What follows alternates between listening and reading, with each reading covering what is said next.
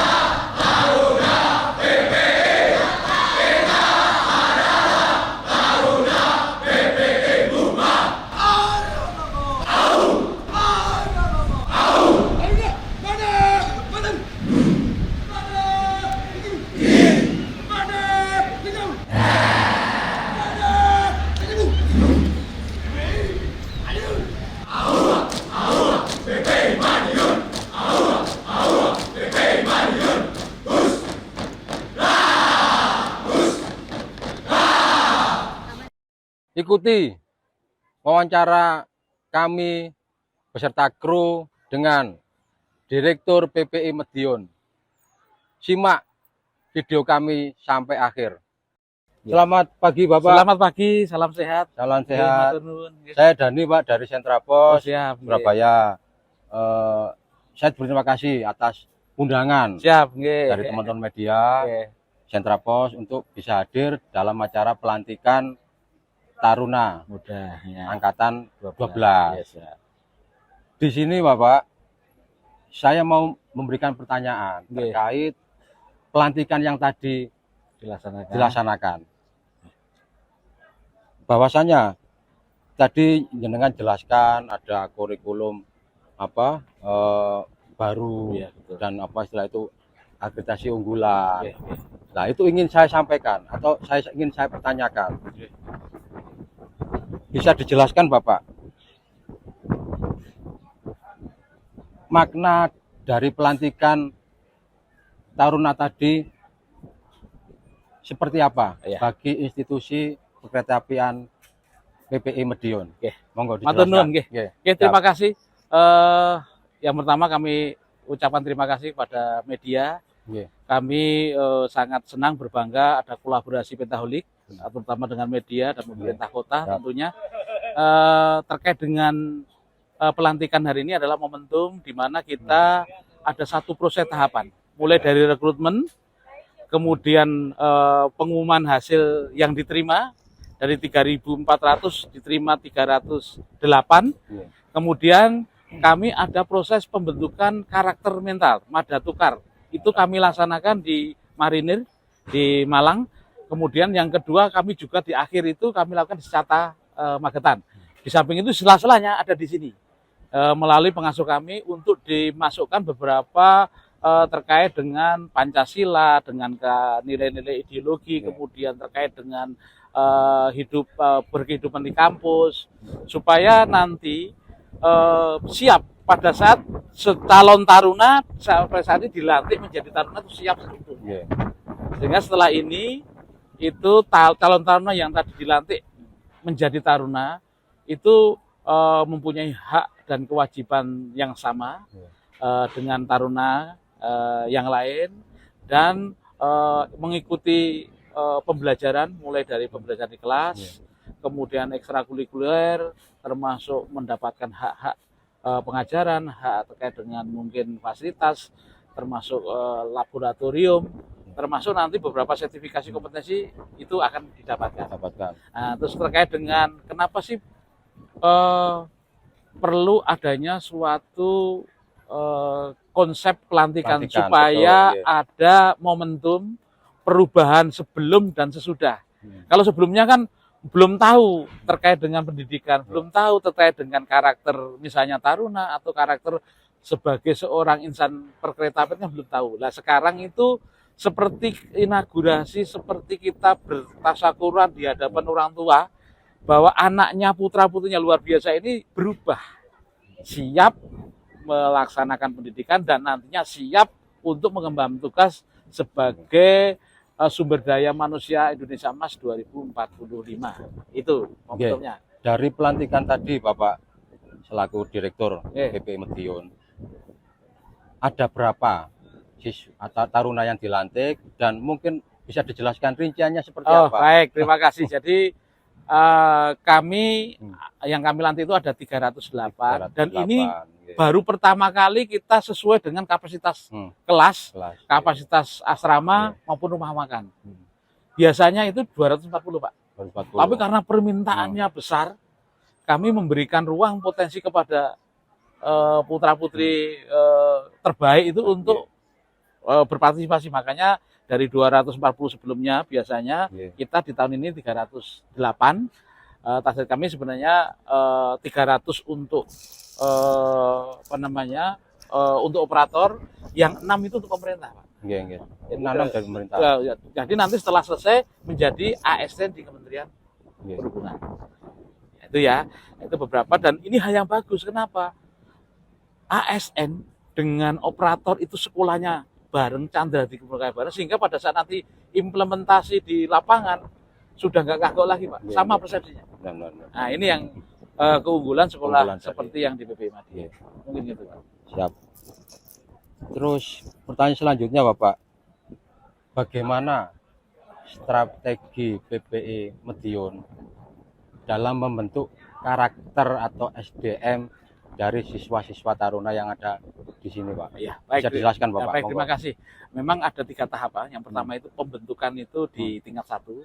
Artinya memang dari yang belum bisa apa-apa, menjadi mungkin bisa secara perilaku, kemudian dia penerimaan akademik, terus dia disiapkan menjadi insan-insan pimpinan menengah dan nanti pimpinan tinggi. Nah ini sudah tahu dulu. Ya. Kemudian yang kedua pendewasaan, ya pematangan dulu. Yang kedua, yang ketiga pendewasaan. Supaya dewasa sebelum kita lepas ke nanti di lapangan pekerjaan atau di dunia kerja. Nah, ada 3 tahap itu. Kemudian strateginya kami alhamdulillah dibantu oleh TNI. Ya, jadi terus kami kolaborasi dengan kepolisian juga bagus, sama-sama membina dengan porsinya yang porsi ASN tentunya ya. Kemudian kami upgrade di soft skill. Jadi setiap Jumat itu ada perkuliahan. Yang ada soft skill, bagaimana diajarkan kuat menghadapi tekanan misalnya. Terus misalnya escape ada permasalahan. Terus public speaking. Nah itu setiap Jumat itu diajarkan dan tidak ada perkuliahan, termasuk nanti untuk peningkatan kompetensinya. Dia harus ngerawat kereta, dia harus fast op-nya dicek, rem cek, kemudian dia mengoperasikan, termasuk jadi asisten masinis maupun masinis. Itu dicetak di sini. Di sini. Gitu. Nah, terus kemudian kami juga untuk berkehidupan kampus ada namanya keluarga asuh. Kami setiap bulan ada pencanangan makan bersama, Pak. Ngegrill. Kalau yang lain kan makan pakai piring ini ngegrill dengan kombinasi macam, kadang-kadang dengan ngeband, kadang dibakar-bakar sekalian ditutup di sini malam-malam sambil main band dengan pakaian yang bebas rapi tentunya. Jadi nuansa kakunya hilang. Kemudian yang lain kami ada peningkatan terkait dengan ini, Pak, kompetensi yang terkait dengan dunia kerja, dunia industri. Misalnya magangnya di KCIC, BPT KAI, itu langsung, Pak. Berarti itu kerjasama. Kerjasama, dan memang kami sudah punya hubungan baik. Bahkan ada yang pola pembibitan itu nanti di tingkat 2 direkrut, diangkat, tapi tetap sekolah. Nanti prakteknya, kemudian dia harus menganalisis perkuliahan itu sesuai dengan bidangnya, seperti kemarin LRT Jakarta. Itu prakteknya di sana. Kemudian dia saya sudah bekerja misalnya di Sintelis, berarti dia betul-betul job familisasinya di Sintelis. Itu yang menurut saya bagus kerjasamanya. Terus selain nasional, di internasional, besok Senin juga ada dari Jepang, kemudian kemarin itu ada 18 perusahaan Jepang, dan alhamdulillah mereka begitu sangat tertarik SDM perkeretaapian di Indonesia, karena di Indonesia itu bukan meningkat tapi melompat, Pak. Dulu kan ke ARL seperti apa, kereta kemudian sekarang layannya bagus, ada kereta cepat, nanti ada kereta gantung. Itu yang sesuatu yang sampai Surabaya nanti. Ini demandnya besar sekali. Nah, tentunya kan kami coba untuk menyampaikan bagaimana prestasi itu dapat dari prestasi, skill, bagaimana attitude-nya baik. Nah, itu yang kami sampaikan. Pada Taruna angkatan 12 ini, itu kan siswanya banyak. Apa ada semacam jurusan baru atau memang ada yang diminati dari taruna-taruna yang ada sekarang ini? Baik, terima kasih. Kalau secara animo rata ya, ada 4 prodi kita, yang TBJB teknik bangunan jalan dan jembatan, kemudian ada MTP mechanical transportasi perkeretaapian, yang ini kalau TBJ itu urusan rel sama jembatan. Stasiun. Tapi kalau TMP itu kereta. Berarti dia dari sistem penggeraknya, kemudian gerbongnya. Nah, kemudian ada satu lagi yang TEP. Teknologi elektro perkeretaapian, itu terkait dengan sinyal, Pak. Nah, kemudian WASOP. Nah, ini masuk di TEP. Yang ketiga MTP. Sudah semuanya ada, jalur bangunan, keretanya ada, sistem operasinya ada, baru mengoperasikan, Pak. Jadwalnya bagaimana, inilah itu prodi yang utuh menurut kami. Namun hanya D3, kami akan coba di 2028 ya, target kami ya. 28-29 itu akan ada program D4 dan pengembangan di S2. Jadi kami paralel, tentunya ini kami persiapkan untuk dosen maupun prasarananya. Nah, terus kemudian alhamdulillah 4-4-nya itu unggul, Pak. Tahun ini kita keberkahan, dapat unggul prodi, terus kemudian kemungkinan keterbukaan publik juga insya Allah kita dari 600 ini terdepan lah, 1, 2, 3 itu bisa. Terus WBK, Pak, ini yang paling penting. WBK itu sulit dapat oleh instansi manapun, bukan hanya di Kementerian Perhubungan tapi di seluruh kementerian. Ini coba tahun ini sekali kita coba ya, Pak, itu hasilnya luar biasa, dan sekarang Pantuhir, Pak, sudah terakhir perwakilan Kementerian Perhubungan. Nah, ini sesuatu yang menurut kami perlu kita syukuri, dan ini hasil kerja kolektif teman-teman semua. Satu Sitifas Akademika, baik tarunanya, pengasuh maupun dari pihak manajemen. Ya gitu, Pak.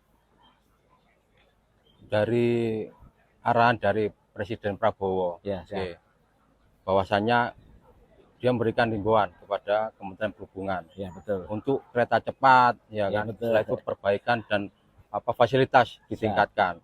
Itu kan PR juga untuk PPI Madiun.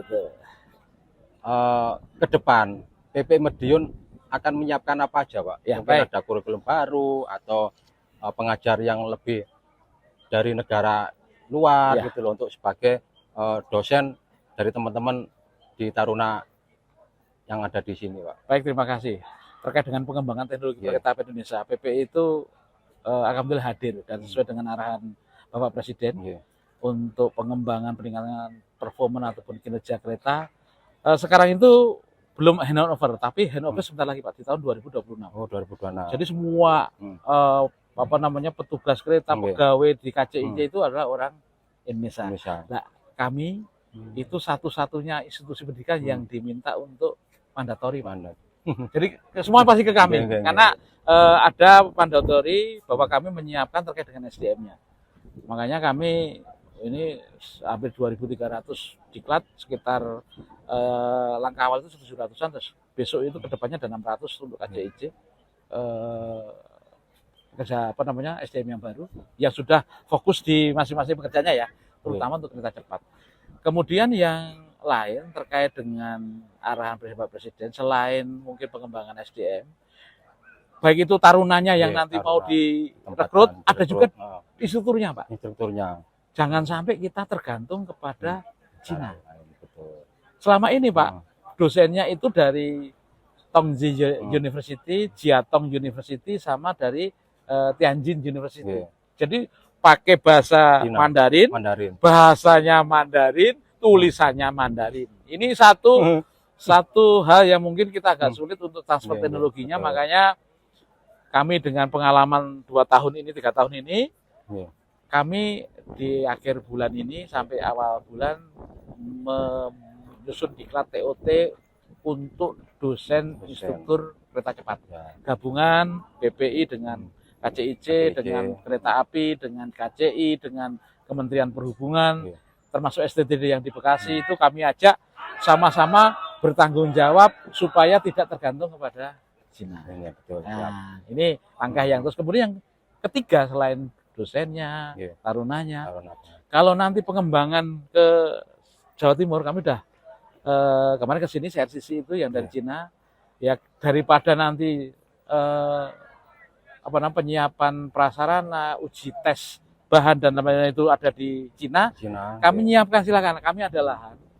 Mungkin nanti dibangun di sini dengan catatan kami boleh belajar bersama-sama. Dan nanti kalau sudah selesai itu diserahkan ke PPI Madiun. Dan kami siapkan itu. Dan kemarin tinggal menunggu kalau itu misalnya arahan dari Bapak Presiden untuk pengembangan ke Jawa Timur, ya itu menjadi potensi ataupun kesempatan yang bagus. Tentunya. Yang terakhir Bapak, pesan untuk Taruna Angkatan 12 ini, monggo dijelaskan. Baik, terima kasih. Untuk Taruna Angkatan 12 yang barusan dilantik, kami hanya berpesan, jadilah manusia, jadilah insan-insan perkeretaapian yang unggul. Kenapa? Jarang sekali yang punya keahlian kereta. Dan kesempatan ini yang punya kesempatan sekolah di PPI Madiun, kembangkan kompetensinya, baik kompetensi skill terkait dengan kereta, juga kompetensi terkait dengan perilaku, dengan karakter, dan satu lagi komunikasi bahasa. Baik itu bahasa Inggris, bahasa Indonesia, bahasa Jepang, termasuk bahasa Cina maupun Korea.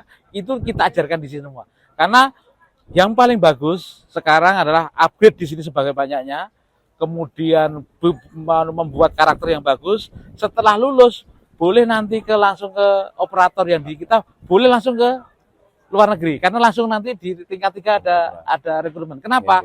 Biasanya pemimpin atau leader-leader yang di kereta api itu biasanya dulunya awalnya dari Jepang ataupun dari Eropa. Jadi punya pengalaman, baru diberikan kesempatan untuk ini. Nah, tentunya kita punya harapan Indonesia Emas 2045, kita termasuk 4 besar negara maju dunia. Nah, ini tergantung pada bagaimana pendidikan saat ini itu dikembangkan. Mungkin itu Pak. Terima kasih Bapak atas waktunya. Matur nuwun. Salam sehat. Terima kasih. Dengan dilantiknya Taruna Angkatan 12, PPI Madiun berkomitmen untuk menghasilkan lulusan yang profesional dan siap kerja. Sejalan dengan visi pemerintah dalam pengembangan infrastruktur dan konektivitas perkeretaapian. Dari PPI, Madiun, Hamdani beserta kru melaporkan.